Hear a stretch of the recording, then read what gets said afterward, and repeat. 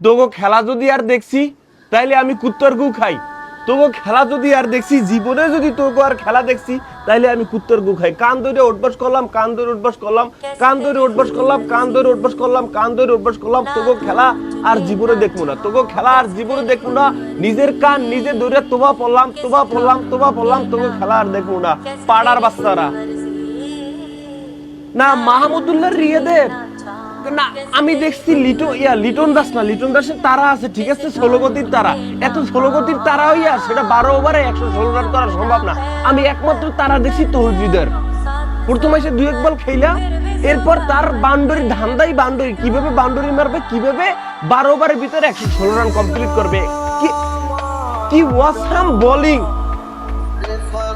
কি awesome bowling করে 116 রানের ভিতরে আস্তে করে আটকাই দিছে। এরপর 10 ওভারের ভিতরে 116 রান করা সম্ভব। সেখানে কারো তারা নাই, কারো কোনো ব্যস্ততা নাই, কারো কোনো ই নাই। প্লেন তো আছে ভাড়া করা। ও আমি যখন আউট হবো, যখন আমার ব্যাগ গোছানো হবে তখন চাইতে পারবো, অসুবিধা নাই। বলদের ঘরের বলদরা না, মাহমুদুল্লাহ রিয়া ঠেকাইয়া লিটন দাসের দেয়। আপনার জোর কি থামে গেছে? আমার কথা হচ্ছে উইকেট যাবি যা, আমি 1 বলে আউট হবো, আমি ওটা পিড়েই আউট হবো, বাউন্ডারিতে ক্যাচ দিয়ে আমি আউট হবো। সেমিফাইনাল খেলার এদের কোনো ইচ্ছাই নেই। সাকিব আল হাসানকে ফিল্ডিং এ বসে দেখছি হাহাকার করতেছে, কিভাবে কম রানের ভিতরে আটকানো যায়। আসছে আইসে ক্যাচ উঠতে গেছে, লাখ খারাপ হয় নাই। কিন্তু একজন ওপেনার রোহিত শর্মার দেখছি গতকালকে কেমনে পিটাইছে। এখন বলতে পারেন রোহিত শর্মা আর তানজিম তামিম তো এক জিনিস না। তাই এক জিনিস না, ঠিক আছে, মানুষের তো একটা এগ্রেসিভ মুভমেন্ট তো থাকে নাকি, একটা এগ্রেসিভ একটা সিচুয়েশন তো তৈরি করার একটা মন মানসিকতা, এই মন মানসিকতাই নাই এদের ভিতরে। এদের তৌহিদ হৃদয় শুধু দেখছি কিভাবে মারবে, কোন জায়গায় যাইবে, একটা তারা দেখছি। লিটন দাস, তোমার এই লিটন দাসের কি কম এখন, হয়তো কয়েকটা রান করছে, কিন্তু এই কয় বল খেললে তুমি, আমি মনে করি তুমি ম্যাচ ডুবাইছো। এই কয় বল খেললে মানে এতগুলো বল কটা করলে, সঠিক সংখ্যা বলি। লিটন দাস 29 বলে যদি 37 রান করে, 29 বলে রান করবে 60, একটা ধান্দা তো থাকবে, মারার তো একটা থাকবে। কেন বল ঠেকাইবে? আমার 12 ওভারের ভিতরে রান করা লাগবে 116, সেখানে আমার ঠেকের প্রশ্নই তো আসে না। আমি কেন ঠেকাবো? সেখানে আমার ঠেকানোর তো কোনো মানেই হয় না। আমি কেন ঠেকাইতে যাবো? আমি সব পাওয়ার হিটে খেলবো, আমি সব বল পাওয়ার হিটে খেলবো। এর একটা ওপেনার তামিম, আমাদের তামিম ইকবাল খালা, আপনার কি লজ্জা হয় না? হ্যাঁ, আপনার লজ্জা হয় না? আপনি কি অসুস্থ? আপনার কি খেলতে পারেন না? বিপিএল তো ঠিকই খেলতেছেন। আজকে আপনার এই ওপেনারের জন্য, আপনার এই জায়গাটার জন্য আজকে এই অবস্থা। এখন বলতে পারেন আমার লজ্জা হইলো বা কি করার, সেটা বলেন সবার সামনে যে এই জন্য আমাকে খেলতে নেওয়া হচ্ছে না, আমাকে দেশের জন্য কথা বলেন ভাই। এই এক জুনিয়র তামিম যদি একজন ওপেনার, সে যদি রীতিমতো ডাব্বা মারে, তাহলে হে আমরা কিভাবে একটা ম্যাচ না জিততে, একটা ম্যাচ জিততে, তারপর আমরা মায়ের দোয়া নিয়ে, ভাতারের দোয়া নিয়ে, লাঙের দোয়া নিয়ে, স্বামীর দোয়া নিয়ে, এরপর আমরা সেমিফাইনাল খেলার স্বপ্ন দেখি, সিমার্কার খেলা দেখতে বসি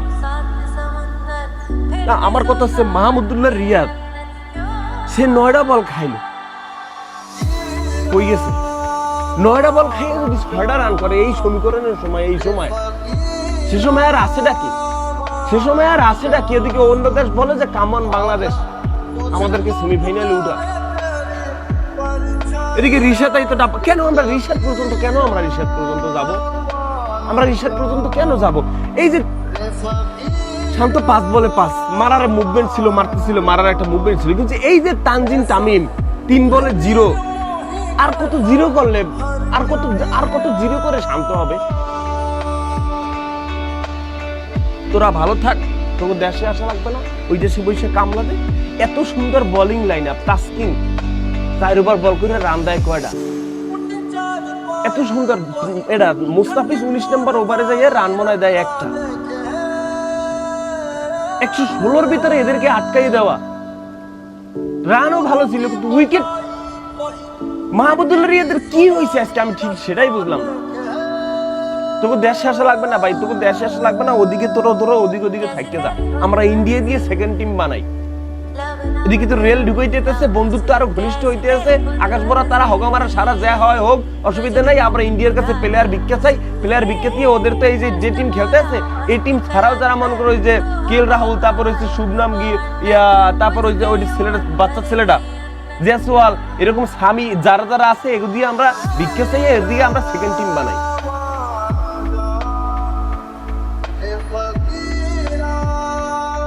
বারো 10 ওভারের ভিতরে 116 রান করা সম্ভব, সেরকম একটা সিচুয়েশনে যাইতেছিল। প্রথম ওভার রিটার্ন মায়ের মুখে ছিল, এরপর গেছে বেচারা ষোলো ইয়া, এরপর এসে উইকেট যায় আর উইকেট যায়।